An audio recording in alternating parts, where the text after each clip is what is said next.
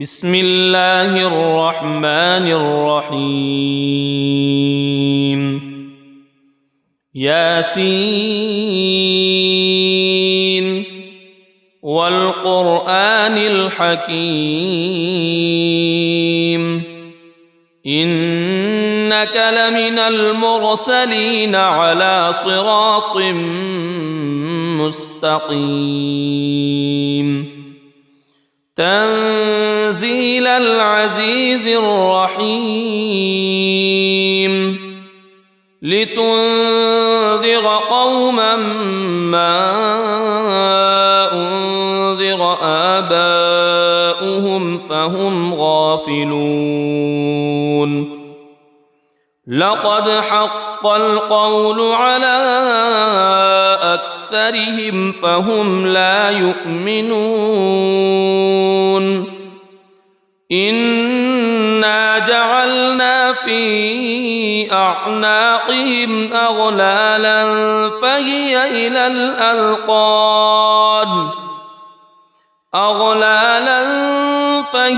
إلى الأذقان فهم مقمحون وجعلنا من بين أيديهم سدا ومن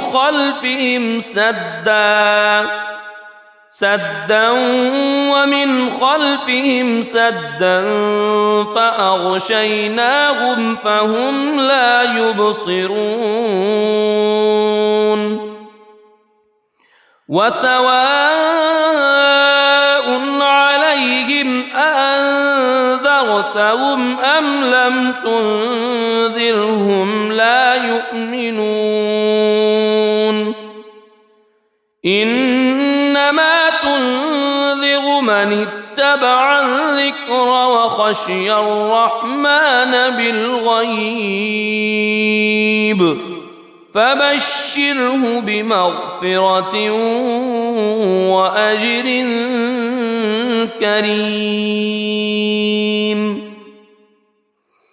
إنا نحن نحيي الموتى ونكتب ما قدموا وآثارهم وكل شيء أحصيناه في إمام مبين واضرب لهم مثلا أصحاب القرية إذ جاءها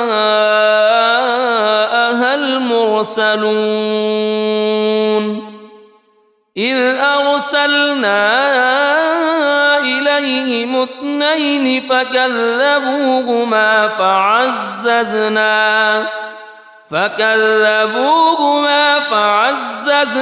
بثالث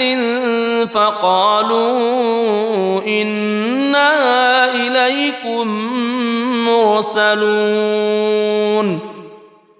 قالوا ما أنتم إلا بشر مثلنا وما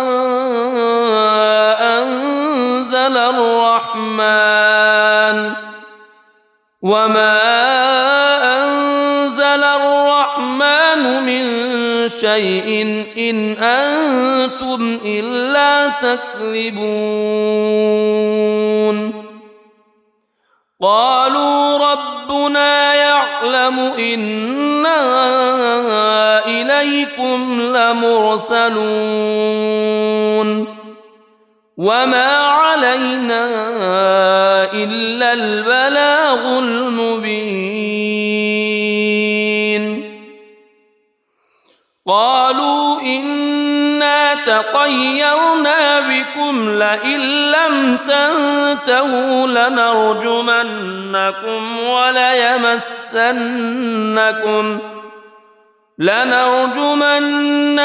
وليمسنكم منا عذاب أليم قالوا طائركم معكم أئن ذكرتم بل أنتم قوم مسرفون وجاء من أقصى المدينة رجل يسعى قال يا قوم اتبعوا المرسلين اتبعوا من لا يسألكم أجرا وهم مهتدون وما لي لا أعبد الذي فطرني وإليه ترجعون أأتخذ من دونه آلهة إن يردني الرحمن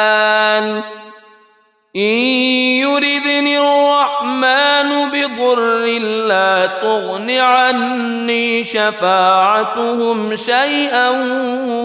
ولا ينقذون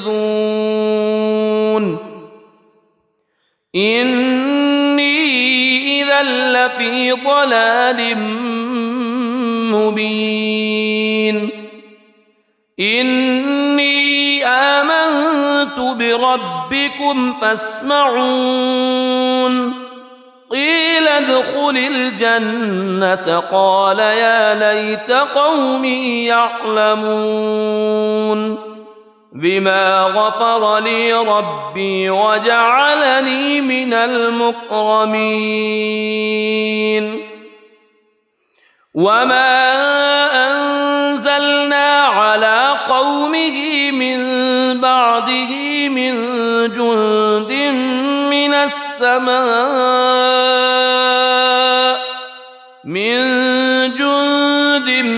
من السماء وما كنا منزلين إن كانت إلا صيحة واحدة فإذا هم خامدون يا حسرة على العباد ما يأتيهم من رسول إلا كانوا به يستهزئون ألم يروا كم أهلكنا قبلهم من القرون أنهم إليهم لا يرجعون وإن كل لما جميع لدينا محضرون وآية لهم الأرض الميتة أحييناها وأخرجنا منها حبا فمنه يأكلون وجعلنا فيها جنات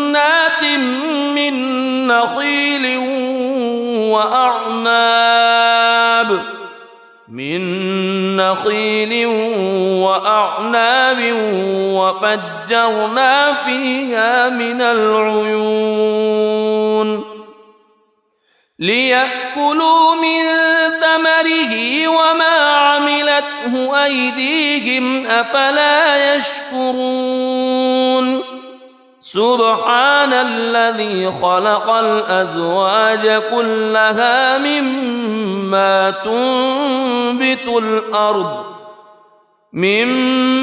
تنبت الأرض ومن أنفسهم ومما لا يعلمون وآية لهم الليل نسلخ منه النهار فإذا هم مظلمون والشمس تجري لمستقر لها ذلك تقدير العزيز العليم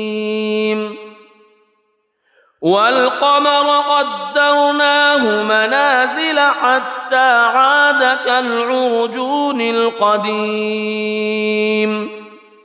لا الشمس ينبغي لها أن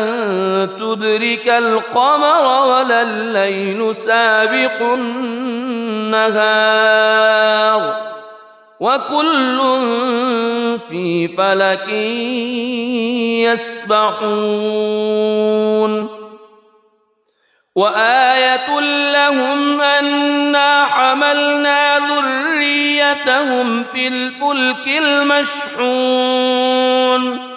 وخلقنا لهم من مثله ما يركبون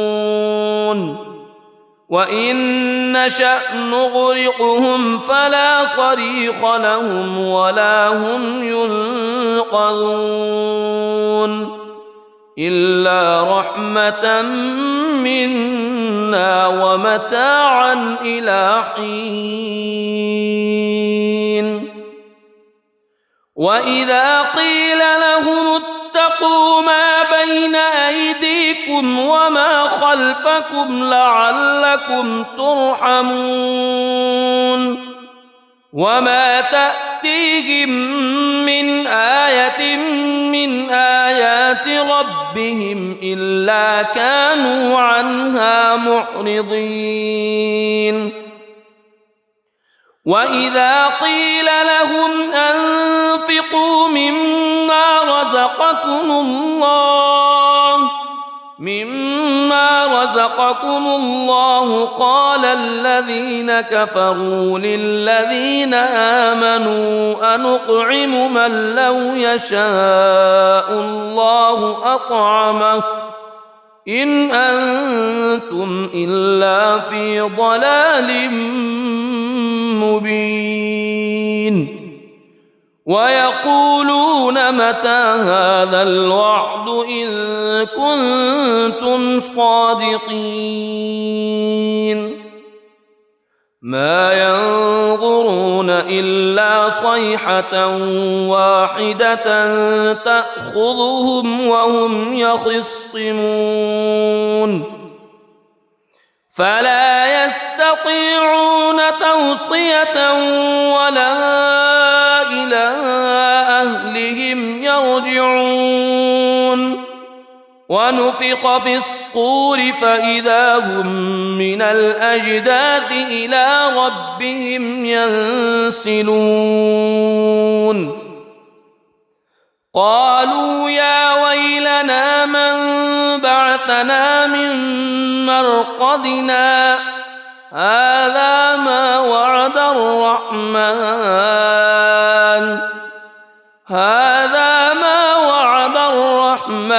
وصدق المرسلون إن كانت إلا صيحة واحدة فإذا هم جميع لدينا محضرون فاليوم لا تظلم نفس شيئا ولا تجزون إلا ما كنتم تعملون إن أصحاب الجنة اليوم في شغل فاكهون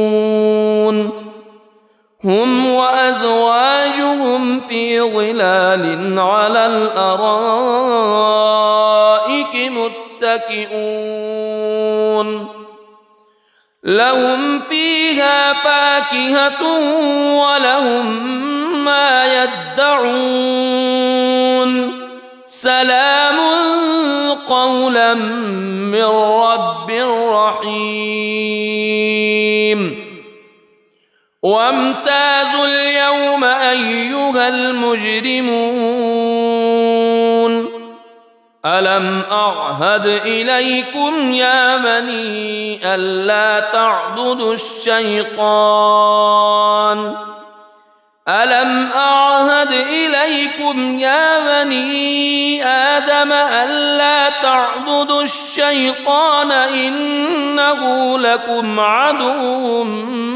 مبين وأن اعبدوني هذا صراط مستقيم ولقد أضل منكم جبلا كثيرا أفلم تكونوا تعقلون هذه جهنم التي كنتم توعدون اصلوها اليوم بما كنتم تكفرون اليوم نختم على أفواههم وتكلمنا أيديهم وتشهد أرجلهم بما كانوا يكسبون ولو نشاء لطمسنا على أعينهم فاستبقوا الصراط فأنى يبصرون ولو نشاء لمسخناهم على مكانتهم فما استطاعوا مضيا ولا يرجعون ومن نعمره ننكسه في الخلق أفلا يعقلون وما علمناه الشعر وما ينبغي له إن هو إلا ذكر وقرآن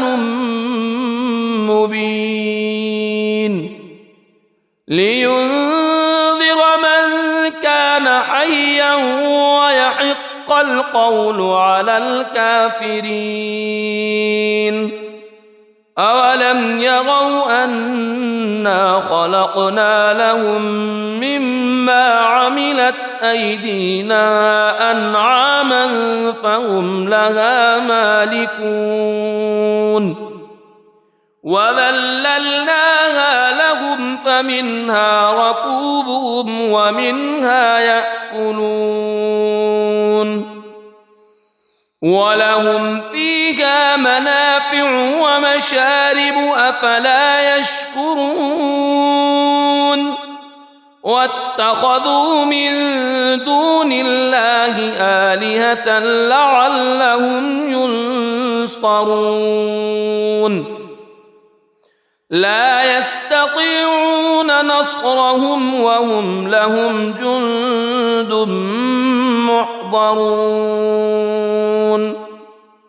فلا يحزنك قولهم إنا نعلم ما يسرون وما يعلنون أولم ير الإنسان أنا خلقناه من نطفة فإذا هو خصيم مبين وضرب لنا مثلا ونسي خلقه قال من يحيي العظام وهي رميم قل يحييها الذي أنشأها أول مرة وهو بكل خلق عليم الذي جعل لكم من الشجر الأخضر نارا فإذا أنتم منه توقدون أوليس الذي خلق السماوات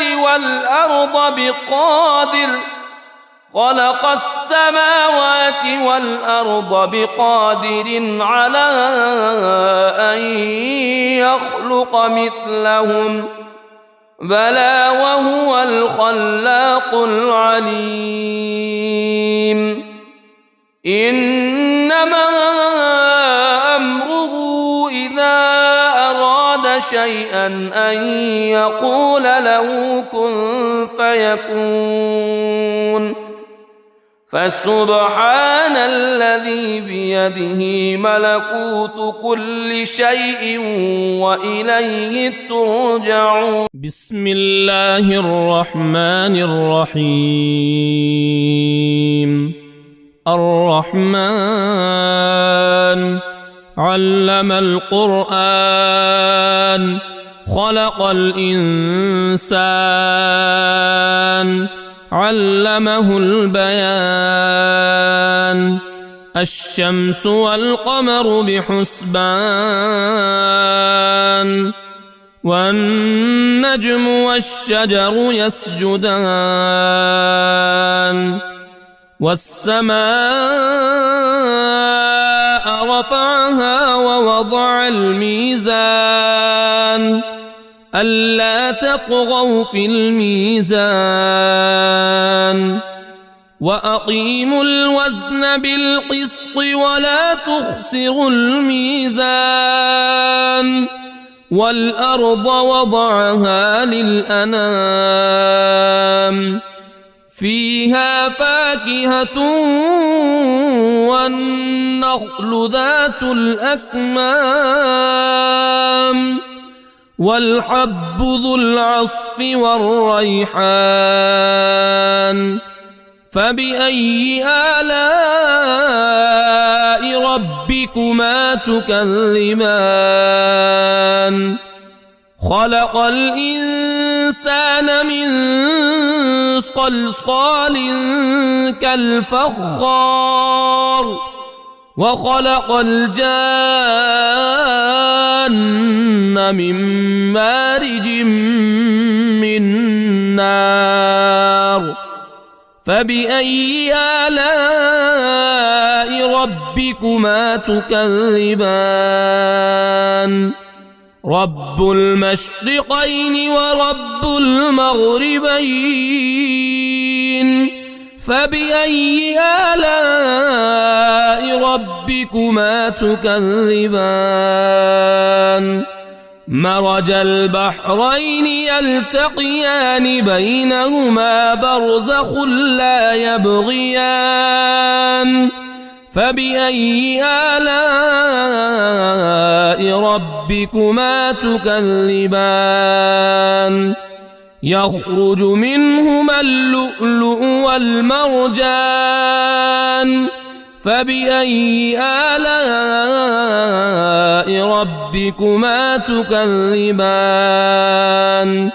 وله الجوار المنشآت في البحر كالأعلام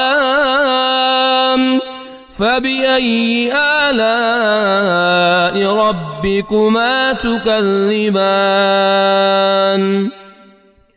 كل من عليها فان ويبقى وجه ربك ذو الجلال والإكرام فبأي آلاء ربكما تكذبان يسأله من في السماوات والأرض كل يوم هو في شأن فبأي آلاء ربكما تكذبان سنفرغ لكم أيها الثقلان فبأي آلاء ربكما تكذبان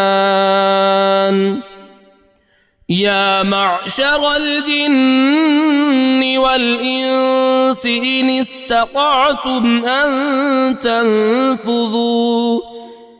استطعتم أن تنفذوا من أقطار السماوات والأرض فانفذوا لا تنفذون إلا بسلطان فبأي آلاء ربكما تكذبان يرسل عليكما شواظ من نار ونحاس فلا تنتصران فبأي آلاء ربكما تكذبان فإذا انشقت السماء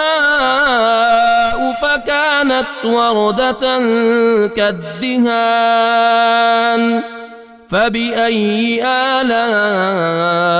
ربكما تكذبان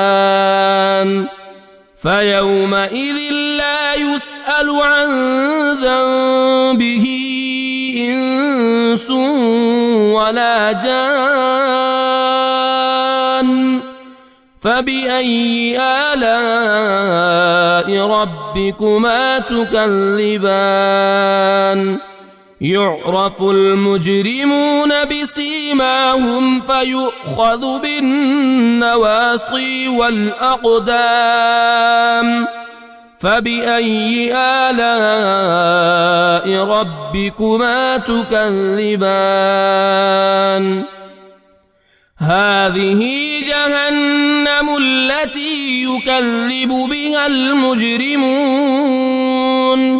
يطوفون بينها وبين حميم آن فبأي آلاء ربكما تكذبان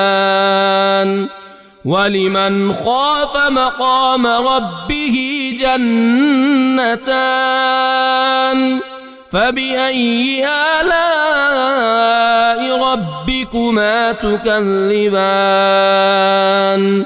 ذواتا أفنان فبأي آلاء ربكما تكذبان فيهما عينان تجريان فبأي آلاء ربكما تكذبان فيهما من كل فاكهة زوجان فبأي آلاء ربكما تكذبان متكئين على فرش بطائنها من استبرق وجنى الجنتين دان فبأي آلاء ربكما تكذبان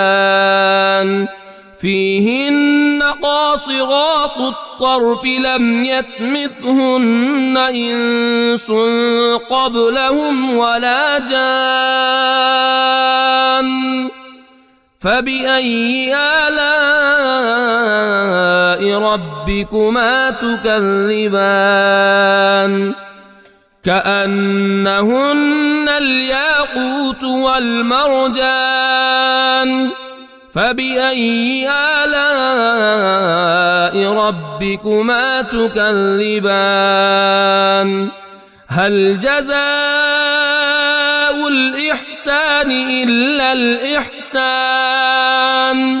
فبأي آلاء ربكما تكذبان ومن دونهما جنتان فبأي آلاء ربكما تكذبان مدهامتان فبأي آلاء ربكما تكذبان فيهما عينان نضاختان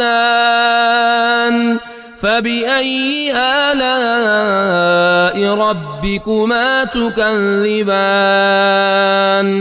فيهما فاكهة ونخل ورمان فبأي آلاء ربكما تكذبان فيهن خيرات حسان فبأي آلاء ربكما تكذبان حور مقصورات في الخيام فبأي آلاء ربكما تكذبان لم يطمثهن إنس قبلهم ولا جان فبأي آلاء ربكما تكذبان متكئين على رفرف خضر وعبقري حسان فبأي آلاء ربكما تكذبان تبارك اسم ربك ذي الجلال والإكرام بسم الله الرحمن الرحيم ياسين والقرآن الحكيم إنك لمن المرسلين على صراط مستقيم تنزيل العزيز الرحيم لتنذر قوما ما أنذر آباؤهم فهم غافلون لقد حق القول على أكثرهم فهم لا يؤمنون إنا جعلنا في أعناقهم أغلالا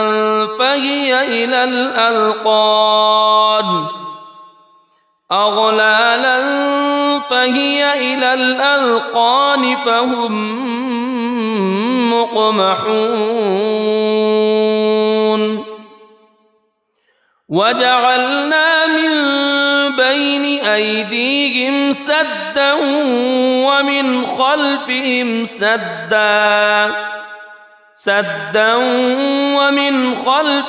سدا فأغشيناهم فهم لا يبصرون وسواء عليهم أأنذرتهم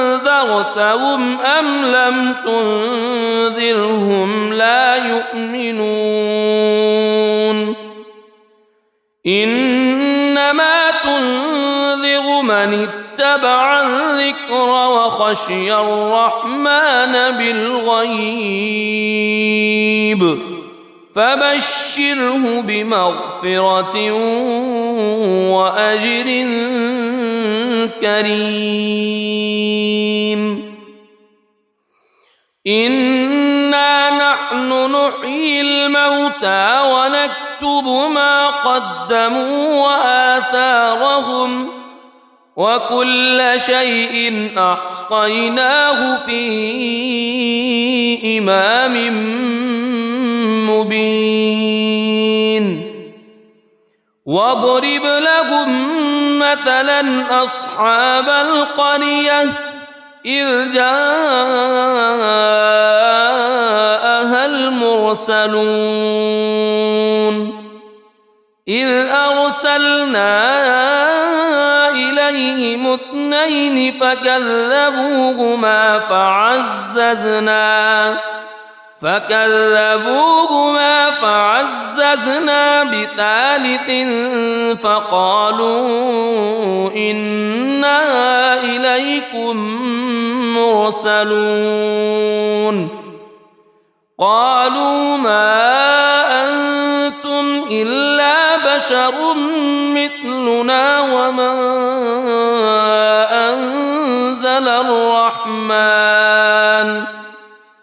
وما أنزل الرحمن من شيء إن أنتم إلا تكذبون قالوا ربنا يعلم إنا إليكم لمرسلون وما علينا إلا البلاغ المبين قالوا إنا تطيرنا بكم لئن لم تنتهوا لنرجمنكم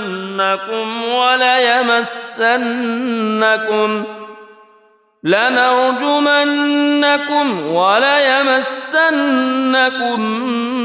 منا عذاب أليم قالوا طائركم معكم أئن ذكرتم بل أنتم قوم مسرفون وجاء من أقصى المدينة رجل يسعى قال يا قوم اتبعوا المرسلين اتبعوا من لا يسألكم أجرا وهم مهتدون وما لي لا أعبد الذي فطرني وإليه ترجعون أأتخذ من دونه آلهة إن يردني الرحمن بضر لا تغن عني شفاعتهم شيئا ولا ينقذون إني إذا لفي ضلال مبين إني آمنت بربكم فاسمعون قيل ادخل الجنة قال يا ليت قومي يعلمون بما غفر لي ربي وجعلني من المكرمين وما أنزلنا على قومه من بعده من جند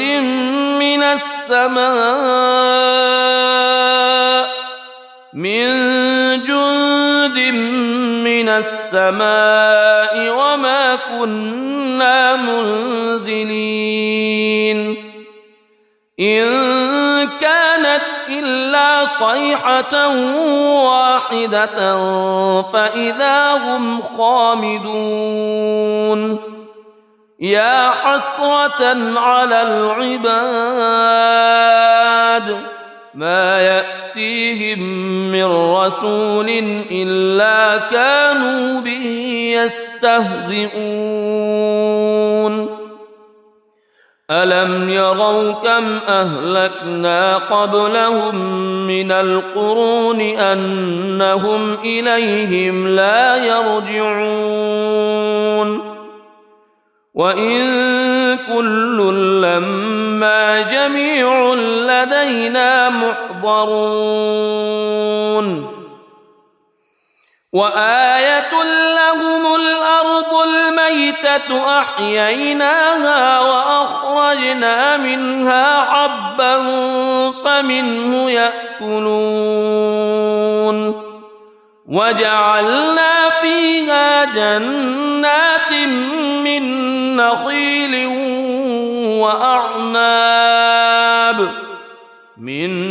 نخيل وأعناب وفجرنا فيها من العيون ليأكلوا من ثمره وما عملته أيديهم أفلا يشكرون سبحان الذي خلق الأزواج كلها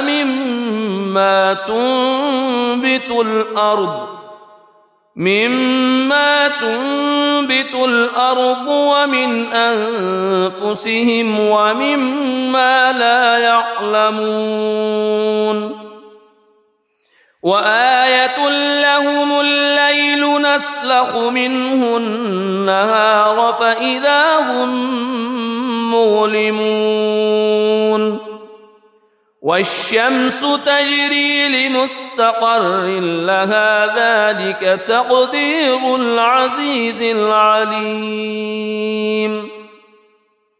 والقمر قدرناه منازل حتى عاد كالعرجون القديم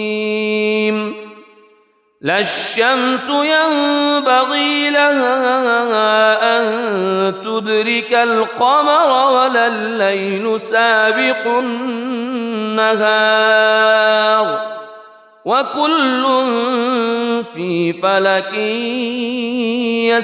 يسبحون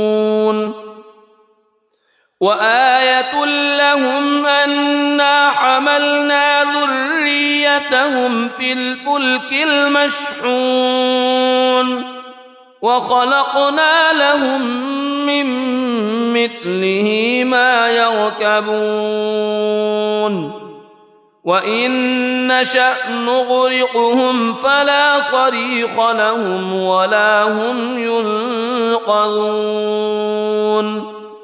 إلا رحمة منا ومتاعا إلى حين وإذا قيل لهم اتقوا ما بين أيديكم وما خلفكم لعلكم ترحمون وما تأتيهم من آية من آيات ربهم إلا كانوا عنها معرضين وإذا قيل لهم أنفقوا مما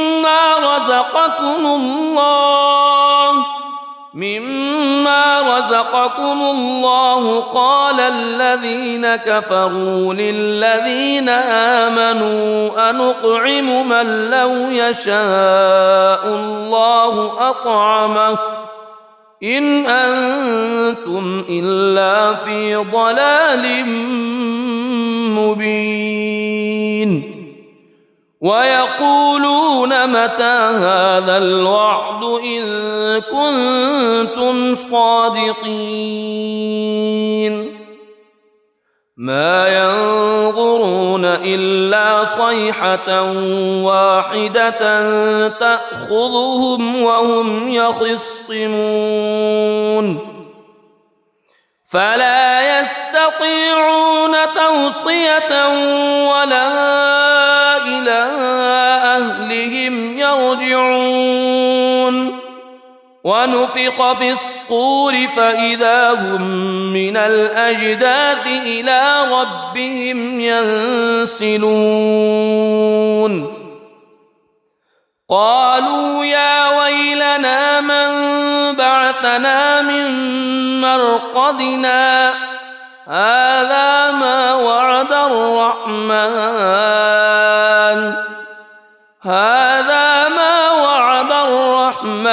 وصدق المرسلون إن كانت إلا صيحة واحدة فإذا هم جميع لدينا محضرون فاليوم لا تظلم نفس شيئا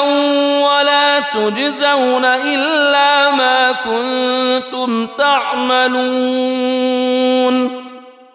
إن أصحاب الجنة اليوم في شغل فاكهون هم وأزواجهم في ظلال على الأرائك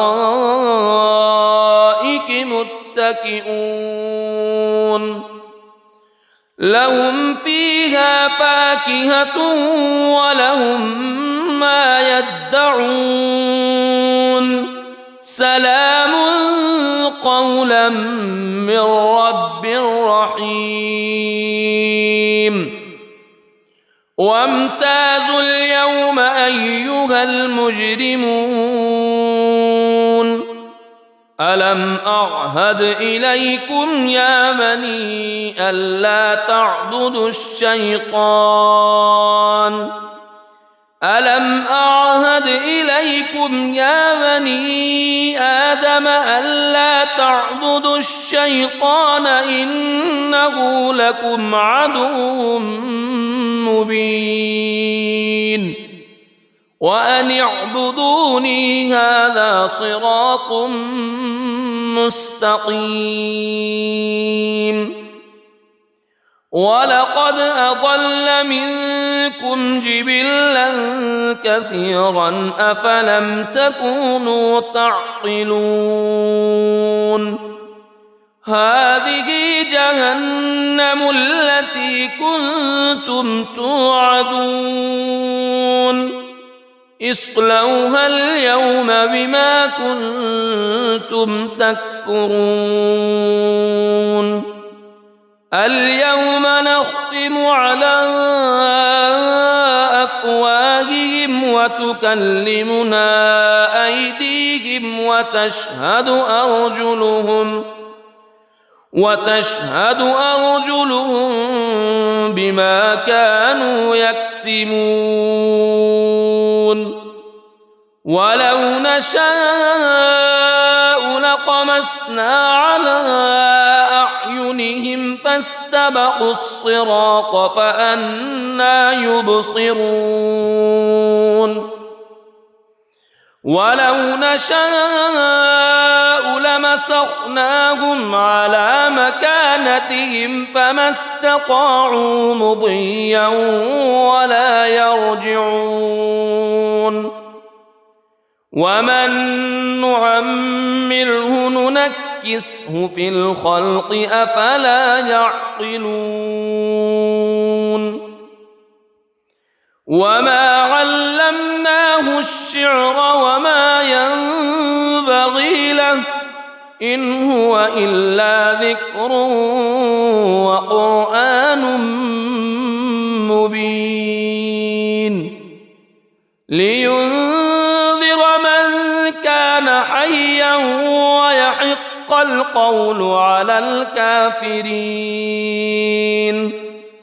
أولم يروا أنا خلقنا لهم مما عملت أيدينا أنعاما فهم لها مالكون وذللناها لهم فمنها ركوبهم ومنها يأكلون ولهم فيها منافع ومشارب أفلا يشكرون واتخذوا من دون الله آلهة لعلهم ينصرون لا يستطيعون نصرهم وهم لهم جند محضرون فلا يحزنك قولهم إنا نعلم ما يسرون وما يعلنون أولم ير الإنسان أنا خلقناه من نطفة فإذا هو خصيم مبين وضرب لنا مثلا ونسي خلقه قال من يحيي العظام وهي رميم قل يحييها الذي أنشأها أول مرة وهو بكل خلق عليم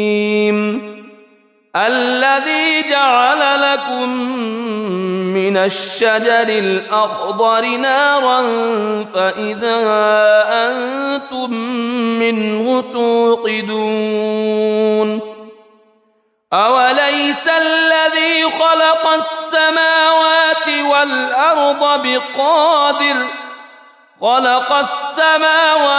والأرض بقادر على أن يخلق مثلهم بلى وهو الخلاق العليم إنما أمره إذا أراد شيئا أن يقول له كن فيكون فسبحان الذي بيده ملكوت كل شيء وإليه ترجعون. بسم الله الرحمن الرحيم. الرحمن علم القرآن خلق الإنسان علمه البيان. الشمس والقمر بحسبان والنجم والشجر يسجدان. والسماء رفعها ووضع الميزان ألا تطغوا في الميزان وأقيموا الوزن بالقسط ولا تخسروا الميزان. والأرض وضعها للأنام فيها فاكهة والنخل ذات الأكمام والحب ذو العصف والريحان.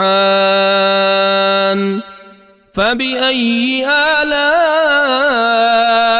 ربكما تكذبان؟ خلق الإنسان من صلصال كالفخار وخلق الجان من مارج من نار. فبأي آلاء ربكما تكذبان؟ رب المشرقين ورب المغربين. فبأي آلاء ربكما تكذبان؟ مرج البحرين يلتقيان بينهما برزخ لا يبغيان. فبأي آلاء ربكما تكذبان؟ يخرج منهما اللؤلؤ والمرجان. فبأي آلاء ربكما تكذبان؟ وله الجوار المنشآت في البحر كالأعلام. فبأي آلاء ربكما تكذبان؟ كل من عليها فان ويبقى وجه ربك ذو الجلال والإكرام. فبأي آلاء ربكما تكذبان؟ يسأله من في السماوات والأرض كل يوم هو في شأن. فبأي آلاء ربكما تكذبان؟ سنفرغ لكم أيها الثقلان. فبأي آلاء ربكما تكذبان؟ يا معشر الجن والإنس إن استطعتم أن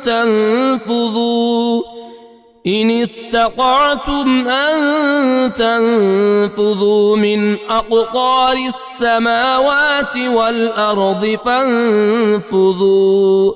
لا تنفذون إلا بسلطان. فبأي آلاء ربكما تكذبان؟ يرسل عليكما شواظ من نار ونحاس فلا تنتصران. فبأي آلاء ربكما تكذبان فإذا انشقت السماء فكانت وردة كالدهان فبأي آلاء ربكما تكذبان فيومئذ لا يسأل عن ذنبه إنس ولا جان فبأي آلاء ربكما تكذبان يعرف المجرمون بسيماهم فيؤخذ بالنواصي والأقدام فبأي آلاء ربكما تكذبان هذه جهنم التي يكذب بها المجرمون يطوفون بينها وبين حميم آن فبأي آلاء ربكما تكذبان ولمن خاف مقام ربه جنتان فبأي آلاء ربكما تكذبان ذواتا أفنان فبأي آلاء ربكما تكذبان فيهما عينان تجريان فبأي آلاء ربكما تكذبان فيهما من كل فاكهة زوجان فبأي آلاء ربكما تكذبان متكئين على فرش بطائنها من استبرق وجنى الجنتين دان فبأي آلاء ربكما تكذبان فيهن قاصرات الطرف لم يطمثهن إنس قبلهم ولا جان فبأي آلاء ربكما تكذبان كأنهن الياقوت والمرجان فبأي آلاء ربكما تكذبان هل جزاء الإحسان إلا الإحسان فبأي آلاء ربكما تكذبان ومن دونهما جنتان فبأي آلاء ربكما تكذبان مدهامتان فبأي آلاء ربكما تكذبان فيهما عينان نضاختان فبأي آلاء ربكما تكذبان فيهما فاكهة ونخل ورمان فبأي آلاء ربكما تكذبان فيهن خيرات حسان فبأي آلاء ربكما تكذبان حور مقصورات في الخيام فبأي آلاء ربكما تكذبان لم يطمثهن إنس قبلهم ولا جان فبأي آلاء ربكما تكذبان متكئين على رفرف خضر وعبقري حسان فبأي آلاء ربكما تكذبان تبارك اسم ربك ذي الجلال والإكرام بسم الله الرحمن الرحيم ياسين والقرآن الحكيم إنك لمن المرسلين على صراط مستقيم تنزيل العزيز الرحيم لتنذر قوما ما أنذر آباؤهم فهم غافلون لقد حق القول على أكثرهم فهم لا يؤمنون إنا جعلنا في أعناقهم أغلالا فهي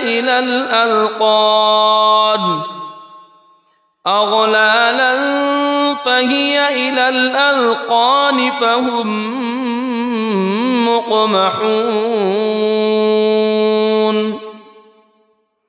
وجعلنا من بين أيديهم سدا ومن خلفهم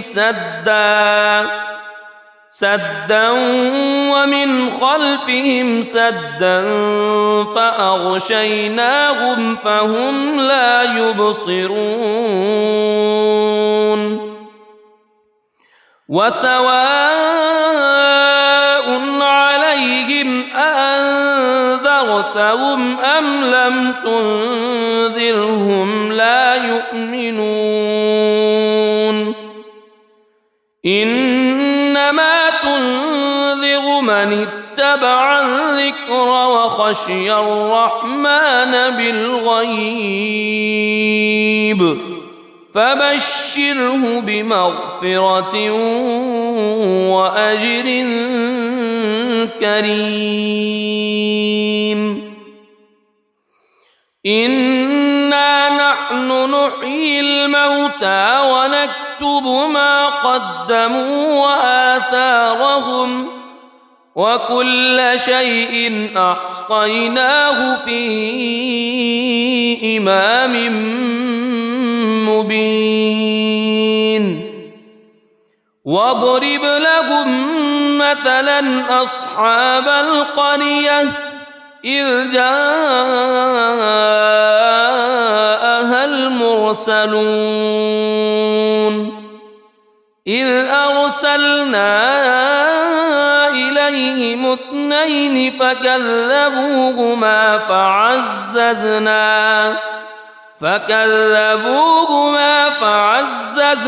بثالث فقالوا إنا إليكم مرسلون قالوا ما أنتم إلا بشر مثلنا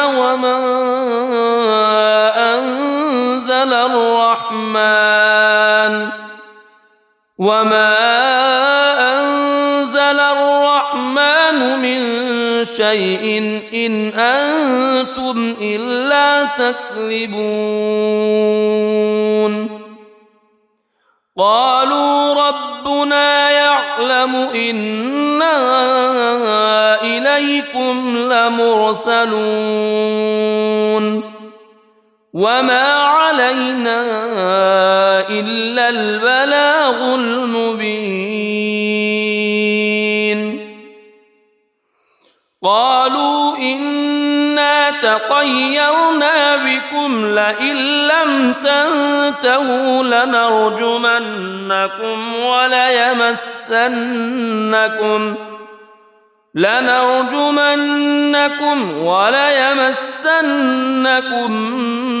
منا عذاب أليم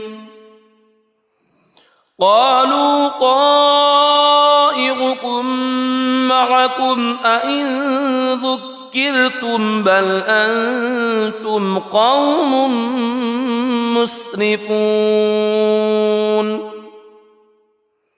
وجاء من أقصى المدينة رجل يسعى قال يا قوم اتبعوا اتبعوا من لا يسألكم أجرا وهم مهتدون وما لي لا أعبد الذي فطرني وإليه ترجعون أأتخذ من دونه آلهة إن يردني الرحمن بضر لا تغن عني شفاعتهم شيئا ولا ينقذون إني إذا لفي ضلال مبين إني آمنت بربكم فاسمعون قيل ادخل الجنة قال يا ليت قومي يعلمون بما غفر لي ربي وجعلني من المكرمين وما أنزلنا على قومه من بعده من جند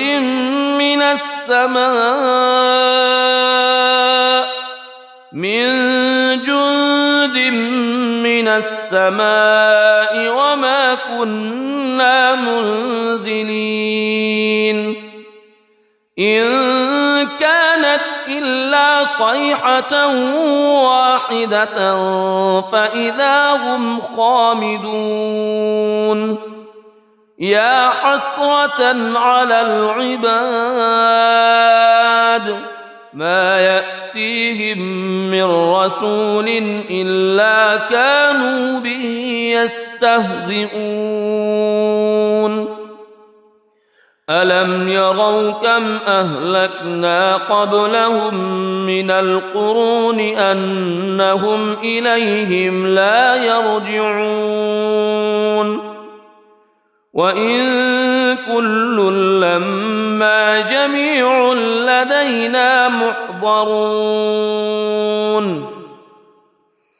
وآية لهم الأرض الميتة أحييناها وأخرجنا منها حبا فمنه يأكلون وجعلنا فيها جنات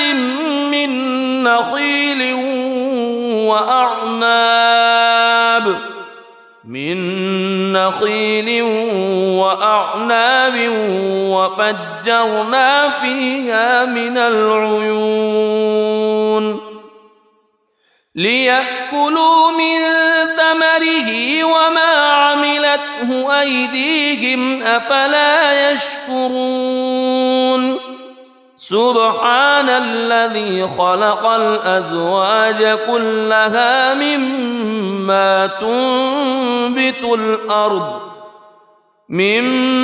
تنبت الأرض ومن أنفسهم ومما لا يعلمون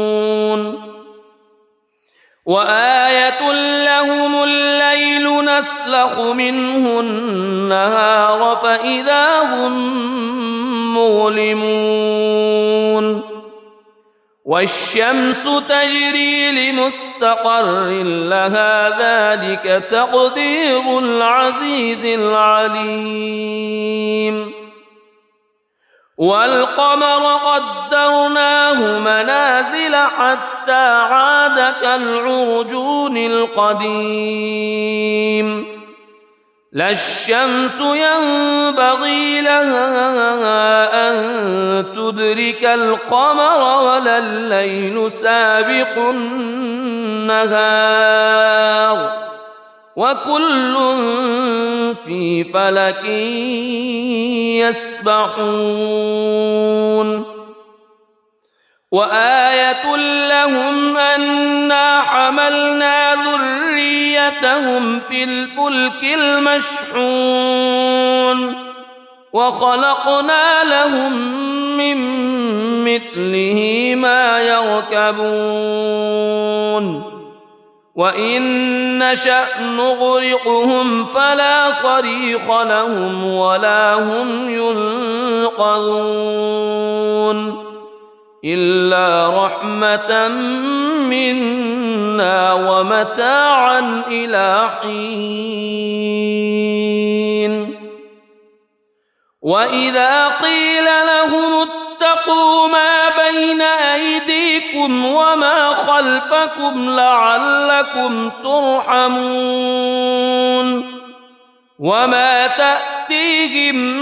من آية من آيات ربهم إلا كانوا عنها معرضين وإذا قيل لهم أنفقوا مما رزقكم الله قال الذين كفروا للذين آمنوا أنطعم من لو يشاء الله أطعمه إن أنتم إلا في ضلال مبين ويقولون متى هذا الوعد إن كنتم صادقين ما ينظرون إلا صيحة واحدة تأخذهم وهم يخصمون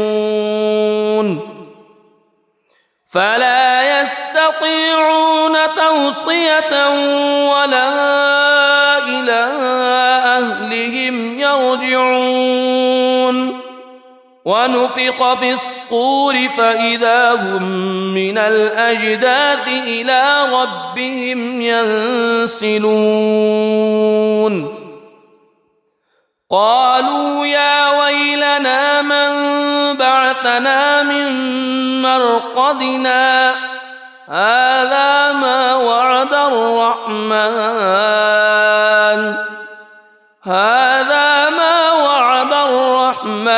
وصدق المرسلون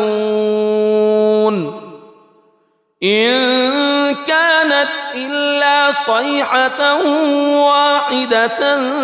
فإذا هم جميع لدينا محضرون فاليوم لا تظلم نفس شيئا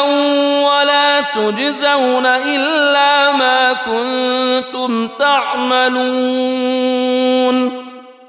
إن أصحاب الجنة اليوم في شغل فاكهون هم وأزواجهم في ظلال على الأرائك متكئون لهم فيها فاكهة ولهم ما يدعون سلام قولا من رب رحيم وامتازوا اليوم أيها المجرمون ألم أعهد إليكم يا بني ألا تعبدوا الشيطان ألم أعهد إليكم يا بني آدم ألا تعبدوا الشيطان إنه لكم عدو مبين وأن اعبدوني هذا صراط مستقيم ولقد أضل منكم جبلا كثيرا أفلم تكونوا تعقلون هذه جهنم التي كنتم توعدون اصلوها اليوم بما كنتم تكفرون اليوم نختم على أفواههم وتكلمنا أيديهم وتشهد أرجلهم بما كانوا يكسبون ولو نشاء لطمسنا على أعينهم فاستبقوا الصراط فأنى يبصرون ولو نشاء لمسخناهم على مكانتهم فما استطاعوا مضيا ولا يرجعون ومن نعمره ننكسه في الخلق أفلا يعقلون وما علمناه الشعر وما ينبغي له إن هو إلا ذكر وقرآن مبين لينذر من كان حيا ويحق القول على الكافرين أولم يروا أنا خلقنا لهم مما عملت أيدينا أنعاما فهم لها مالكون وذللناها لهم فمنها ركوبهم ومنها يأكلون ولهم فيها منافع ومشارب أفلا يشكرون واتخذوا من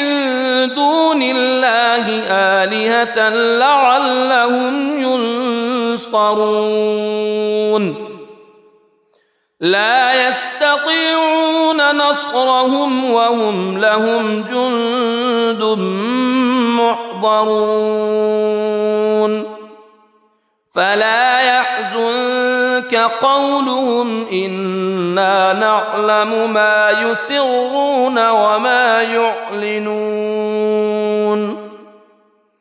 أولم يرى الإنسان أنا خلقناه من نطفة فإذا هو خصيم مبين وضرب لنا مثلا ونسي خلقه قال من يحيي العظام وهي رميم قل يحييها الذي أنشأها أول مرة وهو بكل خلق عليم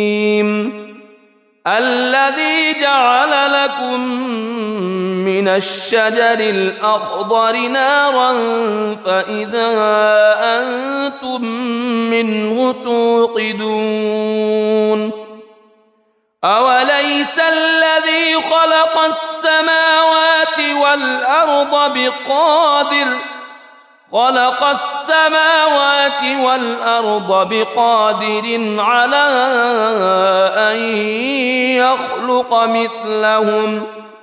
بلى وهو الخلاق العليم إنما أمره إذا أراد شيئا أن يقول له كن فيكون فسبحان الذي بيده ملكوت كل شيء وإليه ترجعون. بسم الله الرحمن الرحيم. الرحمن علم القرآن خلق الإنسان علمه البيان الشمس والقمر بحسبان والنجم والشجر يسجدان والسماء رفعها ووضع الميزان ألا تطغوا في الميزان وأقيموا الوزن بالقسط ولا تخسروا الميزان والأرض وضعها للأنام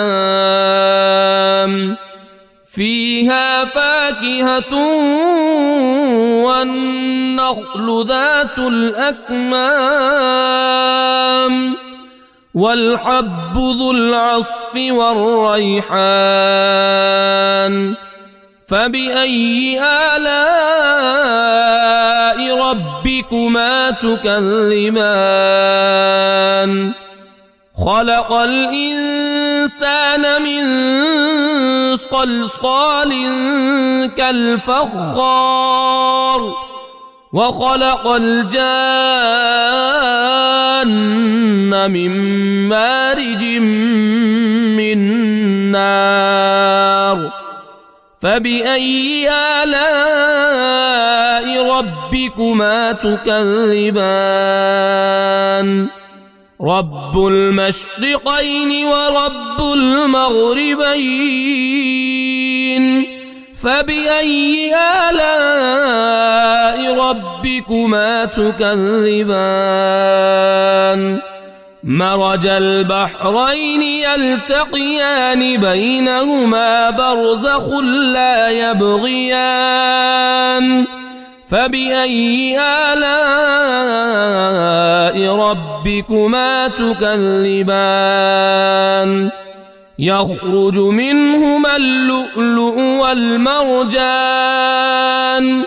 فبأي آلاء ربكما تكذبان وله الجوار المنشآت في البحر كالأعلام فبأي آلاء ربكما تكذبان كل من عليها فان ويبقى وجه ربك ذو الجلال والإكرام فبأي آلاء ربكما تكذبان يسأله من في السماوات والأرض كل يوم هو في شأن فبأي آلاء ربكما تكذبان سنفرغ لكم أيها الثقلان فبأي آلاء ربكما تكذبان يا معشر الجن والإنس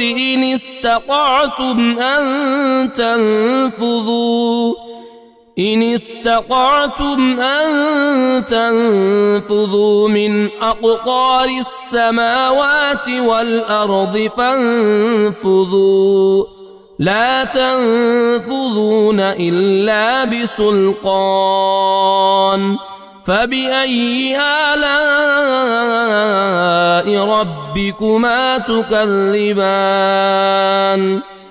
يرسل عليكما شواظ من نار ونحاس فلا تنتصران فبأي آلاء ربكما تكذبان فإذا انشقت السماء فكانت وردة كالدهان فبأي آلاء ربكما تكذبان فيومئذ لا يسأل عن ذنبه إنس ولا جان فبأي آلاء ربكما تكذبان